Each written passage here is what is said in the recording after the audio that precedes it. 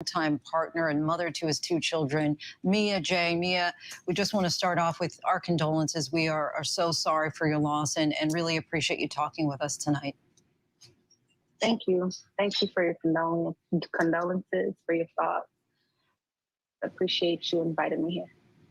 We so appreciate you talking with us. And I want to start off by sharing with our viewers a portion of your Instagram post from Christmas. In it, we see you with your two boys, and you say, "For every man considering to take another man's life, think of the holes you will tear in the heart of their family. Think of the hole that will be torn in your family's heart if you were the victim. Premature death hurts deep, robs family of their future." As a woman and as a mother, how have you been able to navigate these past few weeks? You know, it's been extremely difficult. Just having to pick up, the pieces and to find the strength for my children, most importantly, to me, because that is the one thing that Adolph and myself that we felt we had a duty to them, to really protect them, to raise them, to just do so much for them and together, and now that he's no longer here, it's just very tough for me to be strong for them, and also be strong for myself because he, Adolph, that was my soulmate. And when I say they stole my future, it's like, it has taken a long time to iron out the kinks, being with a celebrity, someone who's very busy, that's on the road a lot, and family kind of, can take a back seat. But he finally, made the sacrifices and was present. And we were doing things like, planning our wedding, having a surprise wedding to celebrate with our family and our friends. And after being with him almost a decade and getting to that point where we can cement our love, celebrate our love story with the people that we love most, our children, that's been taken from me. And to find strength in it all is very, very difficult for me. We can understand why. And the public, of course, knew him as Young Dolph. But as you just said, he was your life partner, your soulmate. What was Adolph, the man, like that you knew, the man behind closed doors that despite that public image who you knew privately? He was a very charismatic, compassionate, kind-hearted soul. He was gentle. He was a great, awesome father. I mean, like a older lady asked me once, like, if your son turned out to be the fitting image of his father, would you be proud? Would you be happy? And I immediately, without even thinking twice, said yes, because despite what, his music may say, like the person that he is, the person that I met, the person that I fell in love with, it was just a very solid, moral person.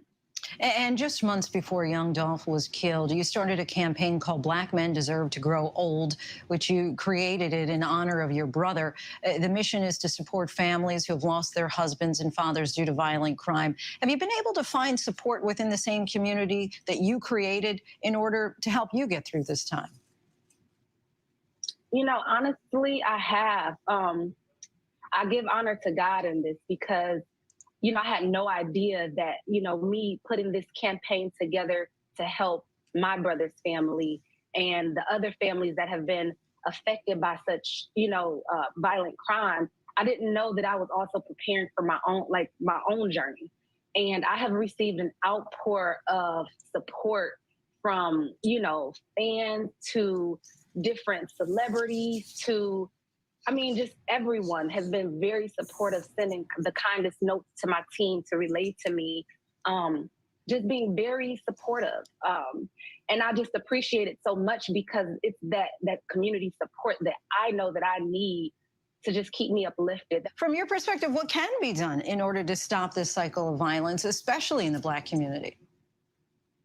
I think one thing that we really need to do more of, I'm not going to say it's not being done, but mental health in the Black community is something that we must address.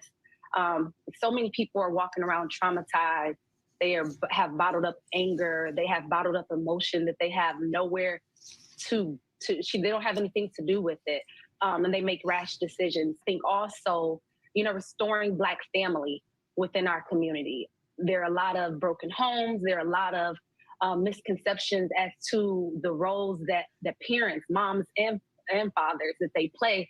And, I think that it's a restoration of Black families in the Black community. And so, even through Mama Yo, how Black Men Deserve kind of just was birthed, it's through Mama Yo, the mom and CEO, which is a brand that I started to help to restore the Black family, doing things and, cook meals, come together, pray together, do different things to cultivate family. Mommy CEO, certainly a lot of mothers out there can relate to that feeling that they are already in that role and beyond. And lastly, I'm just curious if you have a favorite song of his, and if so, would you mind sharing what it is and why it's your favorite? I actually have two, and they're both my favorite because I call them my song. I feel like, he was speaking to me, he was speaking about me. And the first would be Forever. It's Young Dolph featuring T.I. And the second would be You Got It. It's Vito featuring Young Dolph. And so those are my favorite songs. Your songs. My songs.